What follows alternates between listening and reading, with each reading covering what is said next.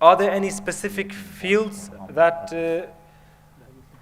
are better than other fields where you can influence people more? For example, we don't have many Muslims in the media. We don't have many practicing Muslims who are politicians. We don't have many practicing Muslims who are top in the business, or we don't have many practicing Muslims who are teachers, or or even leaders, or these kinds of fields. Or are there any specific fields that anyone of you Shaykh would like to elaborate more about, inshallah?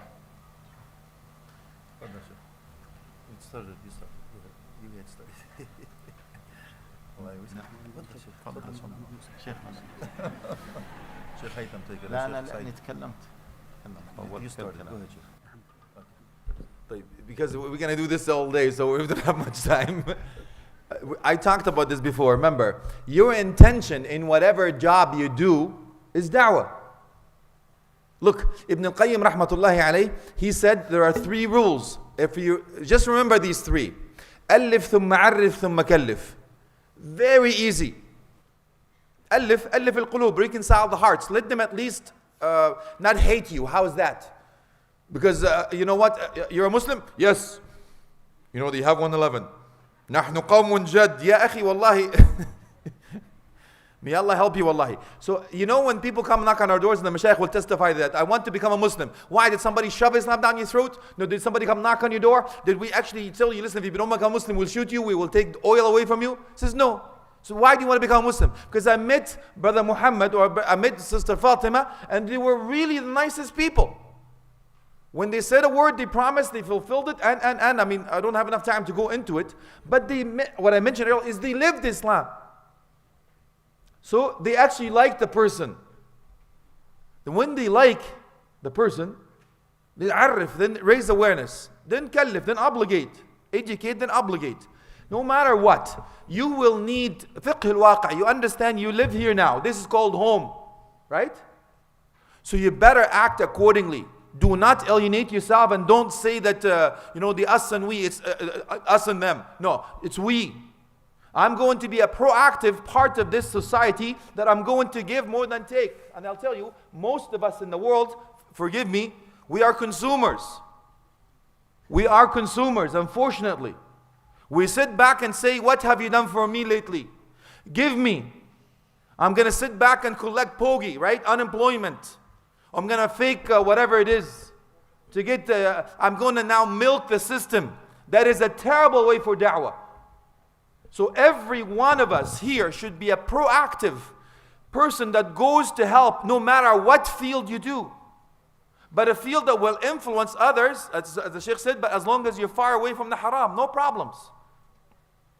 However, because the time is up, all you have to remember is ihsan. We were commanded to perfect everything we do and whatever it is that we do.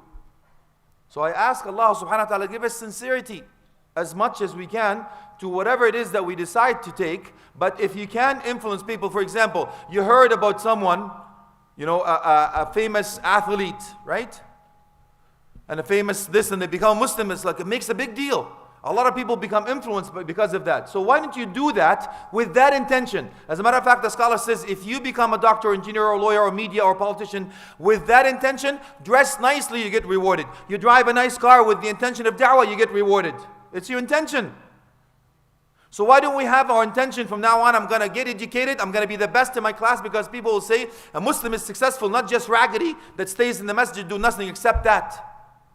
Why don't we become not the consumer, the producers? Why don't we do something for the sake of Allah? You know, the Japanese are tired, man.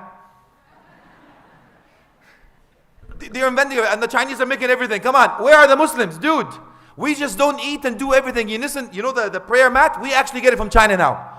Who's going to raise the banner now to say, you know what, I am going to do something. Ha ana da, here I am. I'm going to do something for the sake of Allah. With that intention, the money you spend for education, the time you stay up to study, everything you do is your jihad. It's your striving. It's whatever it is that you're actually doing for the sake of Allah. So who's now going to do something? We should, like, you know, I like the Shaykh Wallahi's idea. Amongst us, there has to be a leader. Amongst us, there's 5% leaders, natural leaders.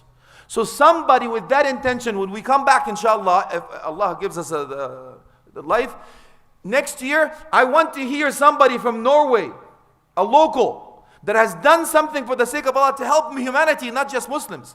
How many of you visit the sick in the hospital? Especially those who have time. How many of you go volunteer in the police station? How many of you go volunteer in the fire department? How many volunteer to do something good, not take, give? How many of you shovel the snow for your neighbor or cut the grass for your neighbor? Do people come and say, oh, Muslims are here, we want to move into that area? Oh, Muslims are here, let's get out of here. Sell, run away, man. Do people run to you or run away from you? Remember that, think. You have to become a positive, the most influential, the best character like Prophet Muhammad ﷺ to be. Doesn't matter what field, man, but you better have the intention to perfect it because that's what you're asked to do. I ask Allah subhanahu wa ta'ala to give us sincerity and make us the reason for people to become Muslims, not to become Muslims. Wallahu a'lam.